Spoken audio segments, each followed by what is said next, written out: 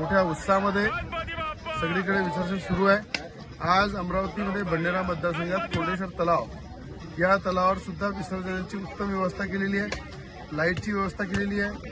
लोकांना या ठिकाणी गणपती बाप्पा पाण्यामध्ये पूर्ण बुडवून त्यांचं चांगलं विसर्जन झालं पाहिजे या उद्देशाने या ठिकाणी जी व्यवस्था आहे ती पाहण्यासाठी मी सुद्धा आलेलो आहे। पोलीस विभागाचे आमचे पाटील साहेब, डीसीपी सागर पाटील साहेब डीसीपी सुद्धा आलेले आहे। प्रशासनाचे बाकी अधिकारी सुद्धा आहे की सुखरूपपणे सगळ्यांचं चांगलं विसर्जन झालं पाहिजे, आनंदामध्ये गणपती बाप्पाचं विसर्जन झालं पाहिजे आणि पुढच्या वर्षी बाप्पा लवकर आले पाहिजे हे सगळ्यांच्या मनामनामधली एक मनामनामध्ये सगळे प्रार्थना करते आणि सगळ्यांच्या 10 दिवसामध्ये ज्यांनी पूजा केली, आराधना केली, आरती केली, सगळ्यांच्या इच्छा पूर्ण हो आणि सगळ्यांचे दुःख नष्ट हो हे बाप्पाच्या चरणी आम्ही सगळे मागत आणि या ठिकाणी कोंडेश्वर तलावामध्ये विसर्जनाची व्यवस्था छत्री तलाव, कोंडेश्वर सगळ्या परिसरामध्ये आम्ही या ठिकाणी केली आहे।